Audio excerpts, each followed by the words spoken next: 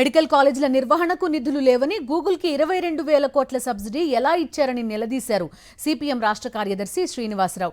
87,000 కోట్ల పెట్టుబడికి 22,000 కోట్లు ఖర్చు చేస్తున్నారని ఆగ్రహం వ్యక్తం చేశారు. ప్రధాని మోదీ రాష్ట్రానికి ఒకసారి వస్తే 400 కోట్ల ఖర్చవుతోందని, కానీ రాష్ట్రానికి చేసిందేమీ లేదన్నారు. ఒకరినొకరు పొగుడుకోవడానికే సమయం సరిపోతోందని దుయ్యబట్టారు. మోదీని పొగడడం కాదు, రాష్ట్రానికి రావాల్సిన నిధులను చంద్రబాబు, పవన్, లోకేష్ తీసుకురావాలని డిమాండ్ చేశారు. మెడికల్ కాలేజీలు ప్రైవేటీకరణ చేసావు, ఎందుకు చేసావంటే డబ్బులు లేవు, ప్రైవేట్ వాళ్ళు పెట్టుబడి పెడతారు. ఎంత కావాలి? 5,000 కోట్లు అయితే మొత్తం పూర్తి అయిపోతాయి మెడికల్ కాలేజీలన్నీ. కానీ ప్రభుత్వం ఏం చేస్తున్నది? గూగుల్తో ఒప్పందం చేసుకొని 22,000 కోట్ల రూపాయలు ఒక గూగుల్కి ప్రపంచ చరిత్రలోనే ఇంత పెద్ద మొత్తంలో ఒక కంపెనీకి సబ్సిడీ ఇచ్చినటువంటిది లేదు.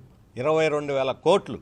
అమెరికా శత్రువు కాదు, చైనా శత్రువు కాదు, విదేశాల మీద ఆధారపట్టే మన శత్రువు. అందుకని ఆత్మనిర్భర్ భారత్ కావాలని గంట బజాయించి కొట్టాడు. ఇదేనా ఆత్మనిర్భర్ భారత్?